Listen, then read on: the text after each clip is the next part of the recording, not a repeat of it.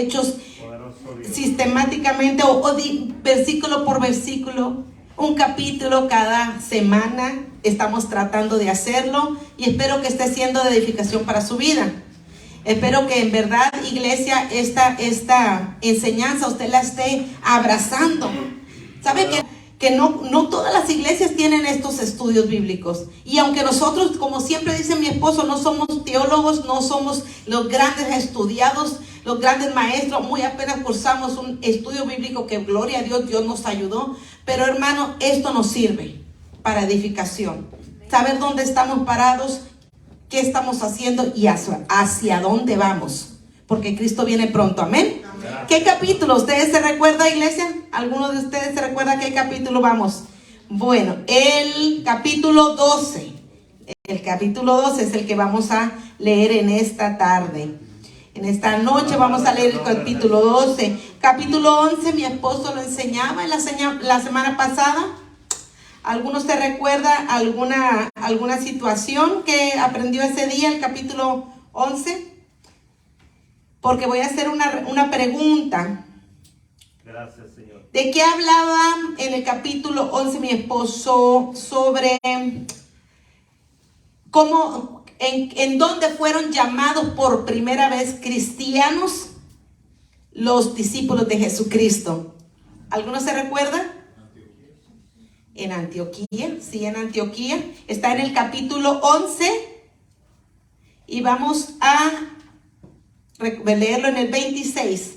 En el capítulo 11, 26 dice: y se congregaban allí todo un año con la iglesia, se congregaron y enseñaron a mucha gente, hablando de Bernabé y de Pablo. Y a los discípulos se les llamó cristianos por primera vez. ¿En dónde, iglesia? En Antioquía. Mire qué importante que nosotros nos recordemos que de dónde se llamaron, que nos llamaron cristianos por primera vez. Y fue allá en Antioquía, donde Bernabé llegó allá y vio que mucha gente se estaba convirtiendo. Y se acuerdan que mi esposo decía que por eso, que porque era mucho el trabajo, se acordó de Pablo y fue a Tarso a traerlo para que le ayudaran con eso de la enseñanza a los nuevos creyentes. ¿Sí se recuerdan eso? Bueno, entonces ahí por primera vez le llamaron a los discípulos de Cristo cristianos. Y no los llamaron porque los querían mucho, sino despectivamente les llamaban cristianos. Pero nosotros abrazamos ese nombre con bastante amor, porque somos cristianos, somos de Cristo. Amén. Gracias te damos, Señor. Miren, eso es bonito, que aunque seamos poquitos, pero que vayamos bien edificaditos, bien alimentados de lo que es la palabra del Señor. Amén. Te adoramos, Señor. Y otra de las preguntas: ¿qué significó para usted el que a Pedro Dios le mostró un lienzo en aquella visión que descendía del cielo y que le mostraba diferentes animales de varias especies, reptiles, aves y algunos cuadrúpedos, que al final de cuentas, ¿qué significaba? ¿Qué significado tenía esa visión? ¿Usted se recuerda con sus propias palabras? Que no podía comer, parece que iban a orar, fue a orar, y Dios le puso esa visión. Y le dijo: levántate y come, Pedro. Y le dijo que no, que eso no se podían comer. Pedro le dijo que no quería comer eso, pero ¿qué fue la respuesta que Dios le dio? No llames inmundo a lo que yo he santificado. ¿Y eso que quién nos da a entender? A nosotros. Porque acuérdense que esa visión la tuvo antes. Mire qué importante es volver a refrescar la mente. Iba a predicar a la casa de un hombre que no era judío, de Cornelio.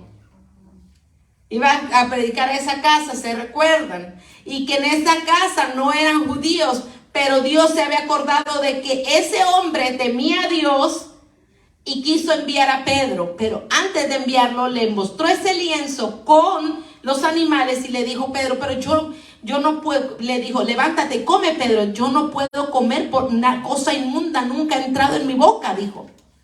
Y Dios le dice, no llames inmundo a lo que yo he santificado. Gracias, Señor. Al final de cuentas, eso nos da a entender, iglesia, que eso es que Dios no hace acepción de personas. Y lo vamos a corroborar antes de empezar ya con el capítulo 12.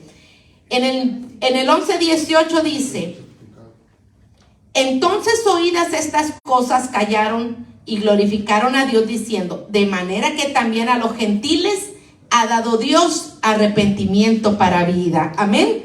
Así que Dios no hace acepción de personas. Vino a los judíos, pero mira, los suyos vino y los suyos no le recibieron. He aquí que entramos nosotros y dice, de manera que también a los gentiles ha dado Dios arrepentimiento para la vida. Miren, y eso es importante saber, porque cuando Pedro fue, otra vez regresó a los suyos, llegó dando un resumen de lo que había pasado en la casa de Cornelio. ¿Qué fue lo que dijo? ¿Acaso yo podía estorbar la voluntad de Dios? Que ellos también fueron llenos del Espíritu Santo después de que Pedro les habló sobre Jesús. Mire, hermanos, es tan importante recordarnos. Mire, porque venimos los martes a la enseñanza, pero si nosotros no estamos recordando las cosas, se nos pueden ir. Y que sepamos que en primero, el capítulo 11 nos enseñó que Dios no hace acepción de personas, y también que por primera vez se les llamó cristianos a los discípulos de Jesucristo, Señor, en Antioquía. Amén. Eso es lo más importante, aleluya, que nos enseñó el capítulo 11. Gracias, Señor. ¿Estamos de acuerdo, iglesia? Amén. Bueno, ahora vamos al capítulo 12. En el capítulo 12 vamos a ver que empieza ellos. Mire, termina el 11, lo voy a terminar el 11 para que aterricemos al 12. El 29 y el 30, quiero que lo leamos juntos, el del capítulo 11, 29 y 30. Fíjese que antes de que terminara este capítulo 11, antes de empezar el 12, acuérdese que llegaron unos profetas, ¿de dónde? De Jerusalén a Antioquía. Usted se imagina, estaba Pablo y Bernabé en Antioquía enseñando a la iglesia de ahí. Y llegan unos profetas de Jerusalén, de donde había salido Bernabé primero. Entonces, dice en el 27, en aquellos días unos profetas descendieron de Jerusalén a Antioquía, y levantándose uno de ellos llamado Agabo, daba a entender por el Espíritu, mire por dónde, por el Espíritu, daba a entender que vendría una gran hambre en toda la tierra habitada, la cual sucedió en tiempo de Claudio. Entonces los discípulos, al saber que iba a haber una gran hambre, cada uno conforme a lo que tenía, determinaron a enviar socorro a los hermanos que habitaban en Judea, lo cual en efecto hicieron, enviando ¿a quién? A los ancianos por mano de Bernabé y Saulo. ¿A dónde iban? A Jerusalén de nuevo, a Judea, ¿verdad? Y aquí vamos a empezar el 12. En aquel mismo tiempo el rey Herodes, estamos hablando en Jerusalén, echó mano a algunos de la iglesia para maltratarles. Estamos leyendo el capítulo 12 de Hechos 1. Y mató a espada ¿a quién? A Jacob, hermano de Juan. Y viendo esto había agradado a los judíos, procedió a prender también a Pedro.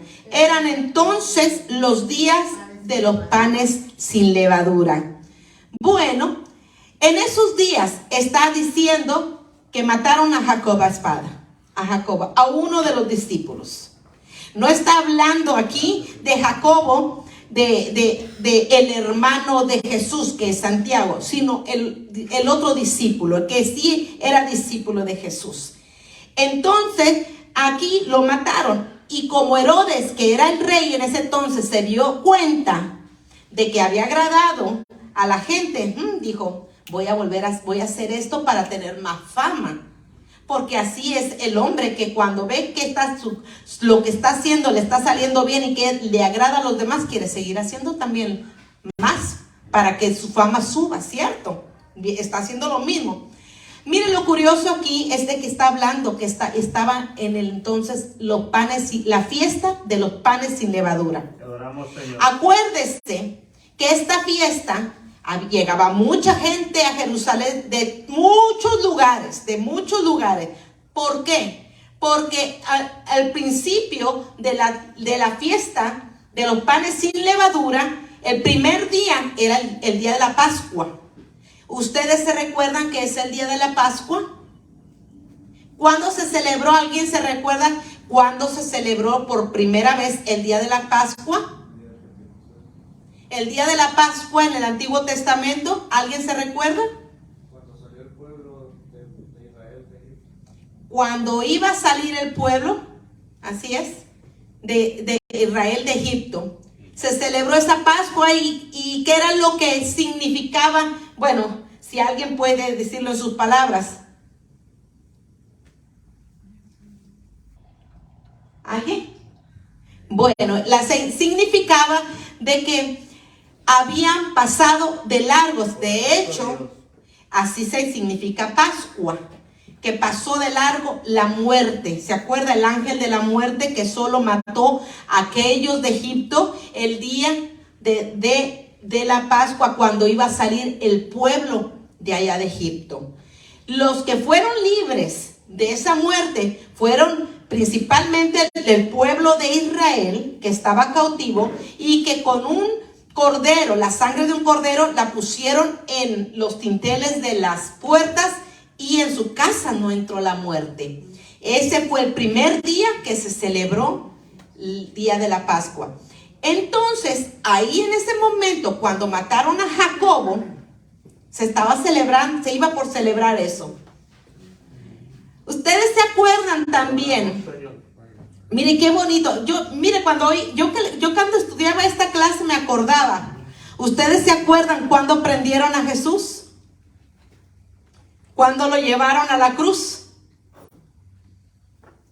¿Y por qué lo enterraron donde lo enterraron, en aquella tumba que estaba cerca? Fue porque se iba a celebrar la Pascua. Yo quiero quiero que mire, hermanos, vayamos así a leerlo, porque es algo bien importante. Todo lo que estaba pasando aquí con Jacobo, con Pedro, que lo prendieron, se celebró en unos días donde ya habían pasado acontecimientos bien importantes en la historia de la iglesia, pero también en la historia del pueblo de Israel. Así que mire, hermanos, vamos a ir y yo quiero que lea conmigo, y aquí tengo la lectura, y vamos a ir a Lucas, lo vamos a leer en Juan, porque me gusta cómo está en Juan escrito. Y vamos a ir al capítulo 18. Pilato dice algo. Dice en el 18:39: pero vosotros tenéis la costumbre de que os suelte uno, ¿cuándo? En el 18:39, uno en la Pascua. ¿Queréis pues que os suelte al rey de los judíos? Hablando de Jesús. Entonces, ¿a quién tenía Pilato? A Jesucristo, ya lo tenía. Es una larga historia, hermano, el arresto de Jesús. Pedro niega a Jesús, Jesús ante Pilato. Pero aquí lo importante es que aquí sabemos que era ¿cuándo? Día de la Pascua. Un día antes de la Pascua. Pero vosotros tenéis la costumbre de que os suelte uno en la Pascua. ¿Quieres pues que os suelte al rey de los judíos? Así le llamó Pilato a Jesucristo, rey de los judíos. Pero mira, cuando Jesús es sepultado ahí en el 19, fíjese que en el 19 lo voy a leer desde el 38. Después de todo, José de Arimatea, que era discípulo de Jesús, pero secretamente por medio de los judíos, rogó a Pilato que se permitiese llevar el cuerpo de Jesús, y Pilato se lo concedió. Entonces vino y se llevó el cuerpo de Jesús. También Nicodemo, ¿se acuerda de Nicodemo? El que antes había visitado a Jesús de noche, vino trayendo un compuesto de mirra y de aloes, como 100 libras, nada poco, trajo 100 libras. Tomaron pues el cuerpo de Jesús y lo envolvieron en lienzos con especias aromáticas, según es costumbre de sepultar entre los judíos. Y en el lugar donde había sido crucificado, aquí está lo importante, había un huerto, y en el huerto un sepulcro nuevo, en el cual aún no había sido puesto ninguno, no había ningún muerto. Allí pues, por causa de la preparación ¿de qué? De la Pascua de los judíos, y porque aquel sepulcro estaba cerca, pusieron a Jesús.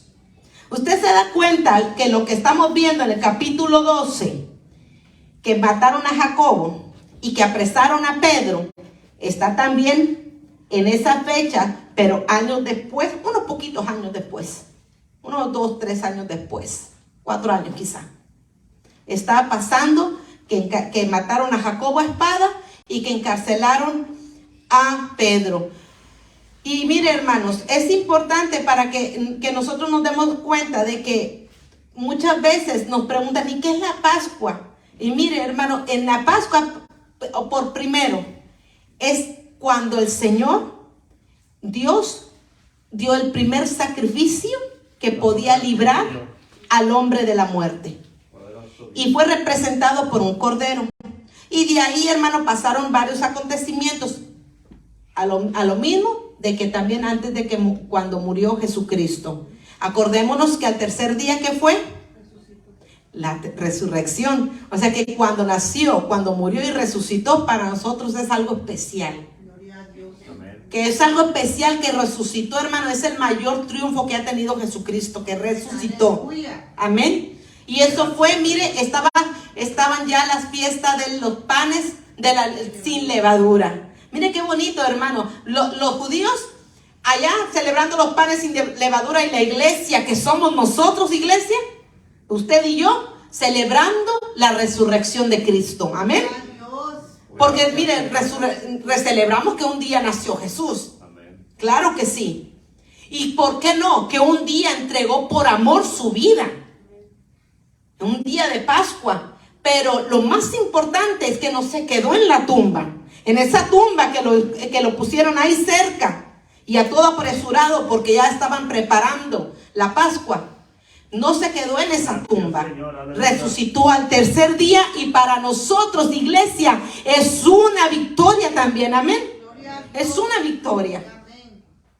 Así que, mire qué bonito, hermana. Dígame, ¿tiene una pregunta? Sí, tengo una pregunta. Sí, hermana. Para ese tiempo del día de la Pascua, esa tumba estaba preparada, ¿siempre preparaban alguna tumba o era tradición? No, hermana, no es que era tradición. Fíjese que esa tumba le pertenecía a alguien que se llamaba José. Ahí lo estuvimos leyendo. Ahí le pertenecía a él. Pero él secretamente, dice la Biblia, donde leímos ahorita en el capítulo, ahí en Juan, ahí en el capítulo 19, donde leímos del 38 en adelante, dice que él era discípulo de Jesús secretamente. Al igual que Nicodemo, ¿se acuerda que fue de noche con el Señor Jesús?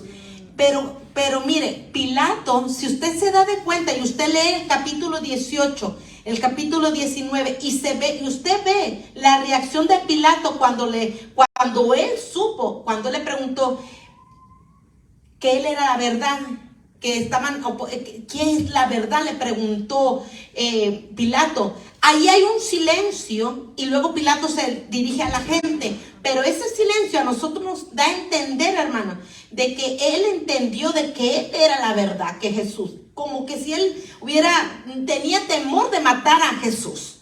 Entonces él, cuando viene José y cuando viene Nicodemo, ¿verdad? Que sabe que también Nicodemo llevó hasta 100 libras de mirra, de especies aromáticas. Pilato se los concedió. Está bien, bájenlo y vayan a enterrarlo. No hubo oposición. No hubo oposición. En una tumba que quizás el hombre no tenía preparada, pero Dios sí. Sí, amén. Dios sí la tenía. Entonces eso es importante. Mira, parece como que si no fuera importante esa pregunta, pero es algo que nos hace reflexionar, hermana. Y gracias por tener la confianza. Y pues sí, en esos días estaba pasando también unos cuantitos años después, lo de Jacobo y Pedro. Pedro está en la cárcel y habiéndose tomado preso, dice en el capítulo 12, verso 4, le puso en la cárcel y entregándole a 4 grupos. Fíjese, 4 grupos. Yo predicaba sobre esto hace unos cuantos, 5 o 6 meses. Que a Pedro lo pusieron en 4 grupos de 4 cada uno. O sea, 4 por 4, 16. Por lo menos 16 soldados lo estaban custodiando en una cárcel. Y se proponía sacarle, fíjense, al pueblo después de la Pascua. ¿Cuándo era después de la Pascua? O el sábado en la tarde o el domingo en la mañana. ¿Cierto? Cuando resucitó mi Señor Jesucristo. Después de la Pascua lo iba a sacar para que también lo mataran.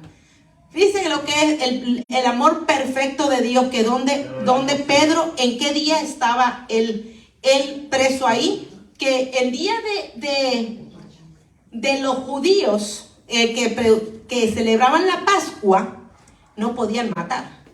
Entonces tenían que esperar. O no podían enterrar. Entonces tenían que esperar.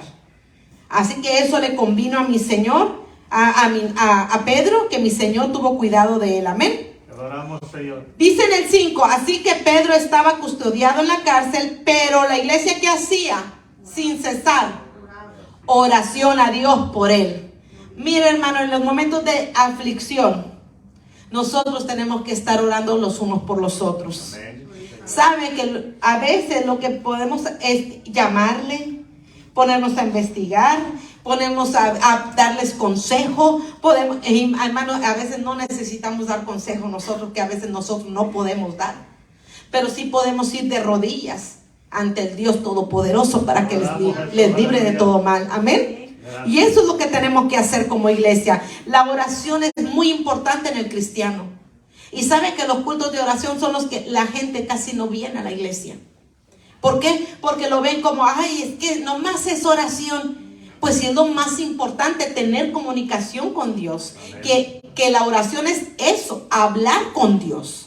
En una acción de agradecimiento primeramente, de adoración, y después entregarle nuestras cargas, que Él ya las conoce. Pero Él necesita que nosotros lo reconozcamos también. Él ya las conoce, todas las cargas que nosotros tenemos en esta tierra, Él ya las conoce, hasta las que no lo conocemos. Por eso Él espera que nosotros vengamos delante de Él con un corazón humillado y le abramos, para que nosotros nos demos cuenta que hasta en eso también le necesitamos. Hay muchas cosas que nosotros no recibimos porque dice, pedís mal. Ustedes no reciben porque piden mal para vuestros deleites. Y lo que debemos de pedir es para edificación primeramente espiritual, y que nos dé una fuerza de la que Él sabe dar sobrenatural para ser librados de todo mal. Amén. De todo desánimo. Gracias, Jesús.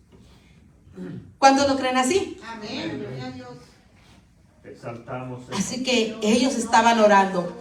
Escuchábamos el día de hoy, no sé si el día de hoy mi esposo y yo, a alguien que decía que nosotros tenemos mucha distracción cuando estamos orando. Y es que no hay cristiano que no tenga distracción cuando está orando. Siempre le va a venir algo a la mente a interrumpir cuando está orando. Por más espiritual que usted diga que es, siempre vienen. Mire, la distracción es cuando usted tiene que volverse a centrar y decirle, Señor, ayúdame a concentrarme, y seguir orando para volverse a concentrar en la oración. No a la buena de primera decir, ay, ya me desconcentré, me voy a levantar.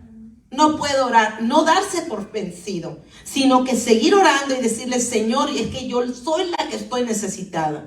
Yo soy el que estoy necesitado. Y nosotros en eso persistir para que podamos ver la respuesta de Dios. Quizá la respuesta de Dios no va a ser audible, quizá no va a ser instantánea, pero créame que Dios escucha la oración. Dice la Biblia, ¿de quién? Del justo. Ahora, si hay injusticia en nosotros, ahí es donde hay un estorbo ya, porque el Señor escucha la oración del justo. Amén. Y eso es una realidad. Por eso todos los días tenemos que ponernos a cuenta con Dios. Tenemos que ponernos, mire, hermanos, no a cuenta con el hombre también, porque si hay algo de injusticia en nosotros, no va a ser escuchada la oración, porque no hay justicia. Hay tantas cosas, hermano, que detienen al hombre y a la mujer de Dios de tener una vida de verdad, viendo las maravillas que estos hombres vieron. Gracias, Porque esto Señor. que viene a continuación, que Pedro es librado de la cárcel, solo Dios lo puede hacer. Amén. Solo Dios lo puede hacer. Dice en el versículo 6, y cuando Herodes le iba a sacar, ¿a quién? A Pedro. Aquella misma noche, estaba Pedro, ¿qué? Durmiendo entre dos soldados, sujeto con dos cadenas, y los guardas delante de la puerta custodiaban la cárcel. O sea que estaba, pero bien asegurado, con dos cadenas, y estaba entre dos soldados, y todavía había guardias adelante de la puerta. Dice en el 7, y he aquí que se presentó un ángel del Señor, y una luz que resplandeció en la cárcel, tocando a Pedro en el costado, le despertó diciendo, levántate pronto. Y las cadenas se le cayeron de las manos. Mire, gloria al Señor. ¿Sabe por qué se le cayeron de las manos? Porque el poder de Dios rompe cadenas, iglesia. El poder del Señor rompe cadenas, como las que tenía Pablo. Y no solo esas, las espirituales las rompe el Señor. Las rompe porque la luz del Señor, hermano, mire, pudre todo yugo de opresión. Yo sí lo creo. Que el Señor, hermano, cuando usted se sienta, pero mire que está bien encadenado de problemas, de aflicción, yo creo que viene el Señor y mire, rompe todo aquello. Porque ese es el poder de Dios. Y mire, dice que le despertó y dijo, levántate pronto. Yo creo que al ver que se le caían las cadenas, pero se levantó rapidísimo. Dice que le dijo el ángel, cíñete y átate las sandalias. Mire, que no se fuera nada más así, nada más. Que se fuera ceñido y se atara las sandalias. Es muy importante hacer lo que Dios dice que hagamos. Que nos ciñamos. Y usted sabe que ceñirse con la verdad, eso es parte. Eso es parte, iglesia, del vestuario del cristiano. Eso es parte de la armadura de Cristo. Ceñirnos. Y dice, y cíñete. Y luego le dijo también que se atara las sandalias. Y así lo hizo. Y nos dice aquí, y así lo hizo. Y les dijo, envuélvete en tu manto y sígueme.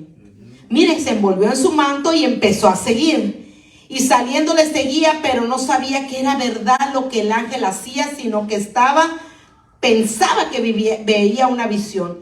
Y mire, hermano, cuando usted y yo vemos milagros de Dios, cierto, que parece que a veces no nos la creemos. Pensamos que no está pasando. Y a veces lloramos, pero hasta de agradecimiento. Hay veces que lloramos de tristeza, cierto. De tristeza, pero muchas veces es de agradecimiento al ver tanta maravilla que ni nos la creemos. Y mire, aquí dice, habiendo pasado la primera y la segunda guardia, llegaron a la puerta de hierro que da entrada, mire, a la ciudad, la cual se les abrió por sí misma.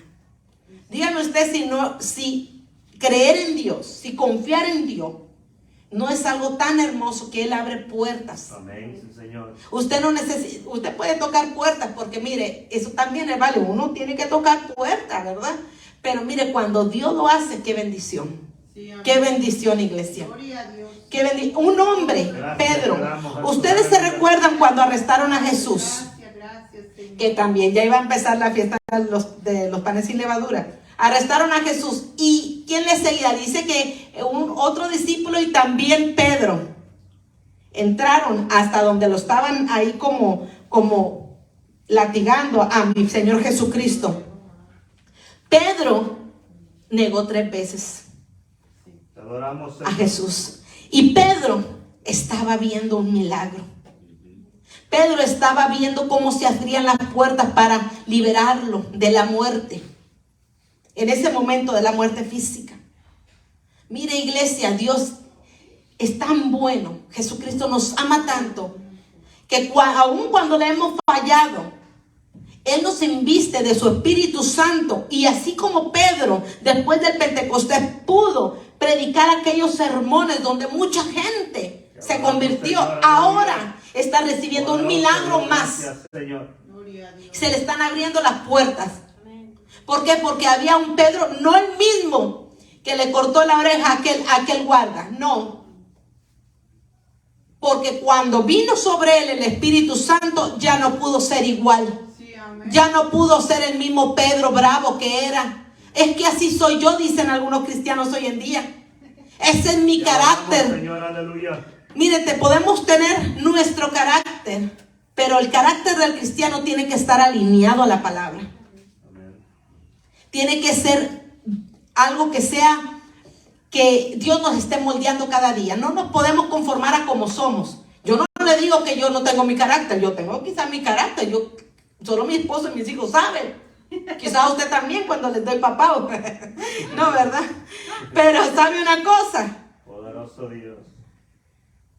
El carácter del cristiano tiene que ser, mire, a como el Espíritu Santo le va guiando. Y aquí Pedro ya no era el mismo Pedro que encontró Jesucristo en la barca. Ya no eran muchas orejas. No, ya no eran muchas orejas, hermana. Mire qué hermoso lo que hace Jesús. Poderoso. Y ahora Jesús le estaba mostrando, diciendo, porque tú has seguido, porque tú has permanecido, Pedro. Gracias, Señor. Aquí se te va a abrir esta puerta. Y dice, y era de hierro, y se abrió por sí sola. Gloria a Dios. Mire cómo es Dios. Amén. Es que Dios es bueno. Amén. Tiempo, amén. Mire, y después de que se abrió por sí misma, dice en el 10, seguimos ya para terminar, y salidos pasaron una calle, y luego el ángel se apartó de él. Entonces Pedro, volviendo en sí, o sea, le cayó el 20. Volviendo en sí, dijo, ahora entiendo verdaderamente que el Señor ha enviado a su ángel y me ha librado de la mano de Herodes y de todo lo que el pueblo de los judíos esperaba. Mire, a veces esperan que, mire, que ya terminemos, que ya nos vamos a morir, piensa la gente. Ya me están, ya no están esperando todos que me muera, pero viene Jesús y nos levanta, nos rescata, nos saca, nos quita las cadenas, nos abre puertas. Iglesia, ese es Jesús. Ese es Jesús. No, hasta una a veces no se la cree, dice, no, yo ya no me levanto de esta, yo no puedo salir, ya intenté varias veces y no puedo salir de esta. Siempre he sido así, dice uno. Uno mismo dice, siempre caigo en lo mismo. No puedo ser diferente. En Cristo sí se puede ser diferente. En Cristo podemos tener victoria. Podemos, mire, que Dios venga, es que Dios ya está aquí. El Espíritu Santo de Dios, mire, viene y mora en aquellos que han creído que Jesucristo es el único suficiente Salvador de las almas, el único camino al Padre, el Hijo de Dios. Somos coherederos con Cristo. Amén. Gracias te damos, Señor. Y él, mira, él se dio cuenta que ya no lo mataban, que ya no lo mataron. Poderoso el nombre de Que mire, pero estaba mortificado. No estaba mortificado, no estaba asustado. ¿Qué estaba haciendo, hermana Juanita? dormido. Estaba dormido. Dijo, déjame, me echo una siestecita antes que empiece el alboroto. Porque me van a zarandear. Así ya me lo dijo Jesucristo. Te han pedido para zarandearte como a trigo. Y si eso se acordó, dijo, déjame duermo un ratito. Estaba dormido. No estaba llorando. La Biblia nos dice que estaba dormido, roncando, hermano. Gracias, Jesús, aleluya. Es que miren, confiando en Dios, hermana, así es. Poderoso es Dios, gracias, Señor. Mire, y dice el 12, del 12. Y habiendo considerado esto, llegó a ¿dónde? A casa de María, la madre de Juan, que tenía por sobrenombre Marcos. Acuérdese de este nombre, de Marcos, donde muchos estaban reunidos orando. Entonces en la casa de Marcos, de Juan, que tenía por sobrenombre Marcos, ahí estaban orando. Ahí estaban orando. Y cuando llamó Pedro a la puerta del patio, salió a escuchar una muchacha llamada Rode. Y desde que yo me convertí, iglesia, y que empecé a leer este versículo 13 del capítulo 12, siempre me da mire, en medio de toda la situación tan difícil, tan áspera, tan fuerte, ¿sabe qué es lo que me da? Me da una curiosidad, pero de la buena. Me da una ternura con esto. Porque dice en el 13, cuando llamó Pedro a la puerta del patio, salió a escuchar una muchacha llamada Rode, la cual, cuando reconoció la voz de Pedro, de gozo no abrió la puerta. O sea que de gozo no la abrió, la volvió a cerrar.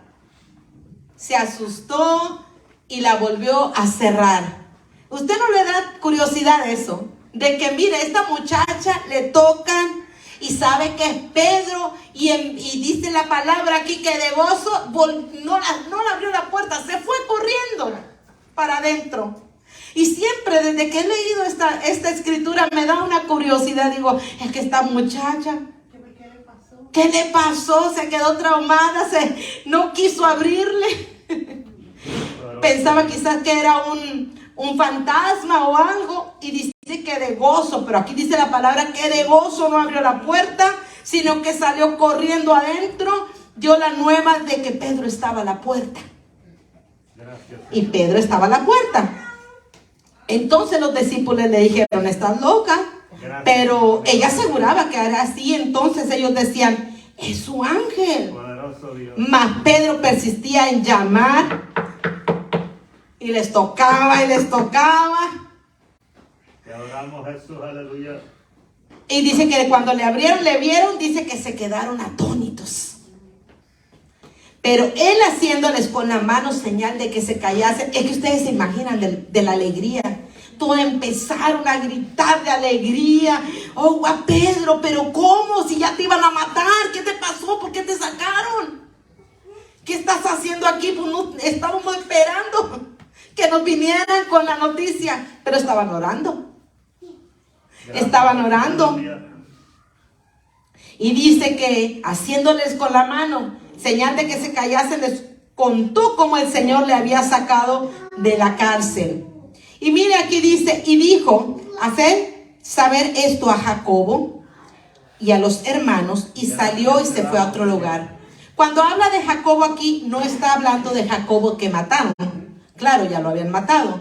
Sino que Pedro está hablando de Jacobo, el que es Santiago, el hermano de Jesús, que hasta el momento, acuérdense que al principio no había creído en Jesús hasta que Jesús resucitó.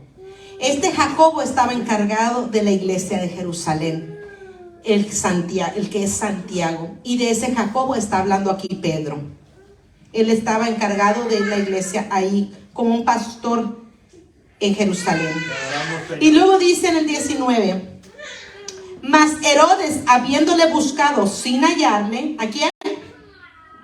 Iglesia, a Pedro. Después de interrogar a los guardas, ordenó llevarlos ¿a dónde?